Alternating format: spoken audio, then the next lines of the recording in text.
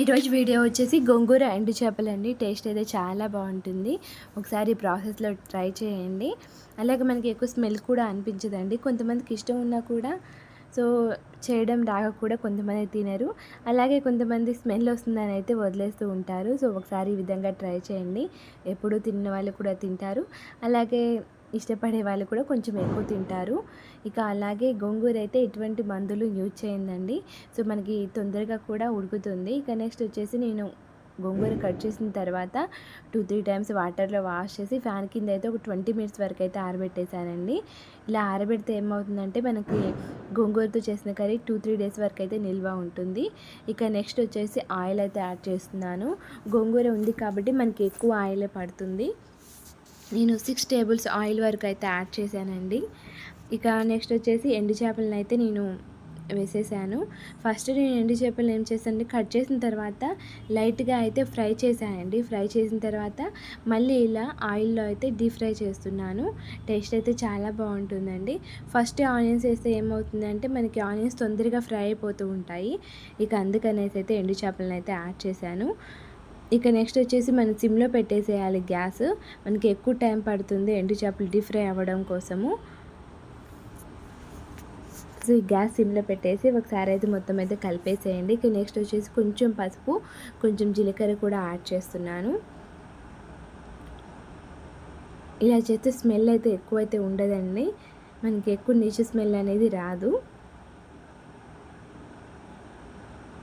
మనకి ఎక్కువ టైం కూడా పడుతుందండి డీప్ ఫ్రై అవ్వడం కోసము. ఇక నెక్స్ట్ వచ్చేసి నేనైతే 2 ఆనియన్స్ అయితే కట్ చేశాను. సో ఇక ఆనియన్స్ కూడా యాడ్ చేస్తున్నాను. ఇలా 50% డీప్ ఫ్రై అయిన తర్వాత ఆనియన్స్ యాడ్ చేయండి. మనకి ఆనియన్స్ తొందరగానే ఫ్రై అయిపోతూ ఉంటాయి. ఆనియన్స్ యాడ్ చేసిన తర్వాత ఇలా ఒకసారి అయితే కలిపేసేయండి. ఇక నెక్స్ట్ వచ్చేసి సాల్ట్ అయితే యాడ్ చేస్తున్నాను. 2 టేబుల్ స్పూన్స్ సాల్ట్. నెక్స్ట్ వచ్చేసి 3 టేబుల్ స్పూన్ కారం అయితే యాడ్ చేస్తున్నాను. మనకి గోంగూర ఉంది కాబట్టి ఎక్కువ పులుపు ఉంటుంది, కారం కూడా ఎక్కువే పడుతుంది. సో ఇక నేను ఉప్పు కారం అయితే యాడ్ చేసేసానండి.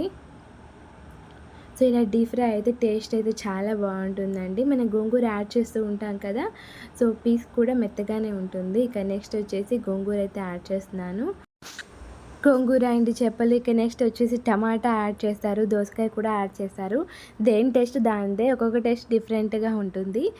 సో మనకి ఇలా గోంగూరతో చేస్తే ఏమవుతుందంటే ఎక్కువ మంది ఉన్నా కూడా సో సరిపోతుంది, టేస్ట్ అయితే బాగుంటుంది.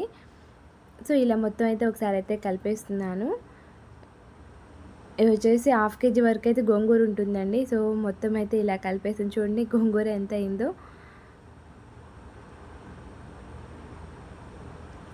గోంగూర యాడ్ చేస్తాం కాబట్టి మనకి కొంచెం ఆయిల్ ఎక్కువే పడుతుంది, ఉప్పు కారం కూడా కొంచెం ఎక్కువే పడుతుందండి.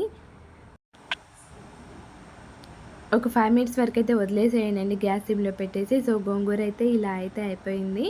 సో మనం ఈజీగా అయితే ప్రిపేర్ చేసుకోవచ్చండి. ఎప్పుడు తిన్న వాళ్ళు కూడా తింటారు. కొంచెం గరం మసాలా అయితే యాడ్ చేస్తున్నాను. అలాగే ఈ వీడియో మీకు నచ్చితే ప్లీజ్ లైక్ చేయండి, కామెంట్. నా ఛానల్ అయితే తప్పకుండా సబ్స్క్రైబ్ చేయండి. ఒక చిన్న లైక్ ఇవ్వడం మాత్రం అస్సలు మర్చిపోతుంది. Thank you.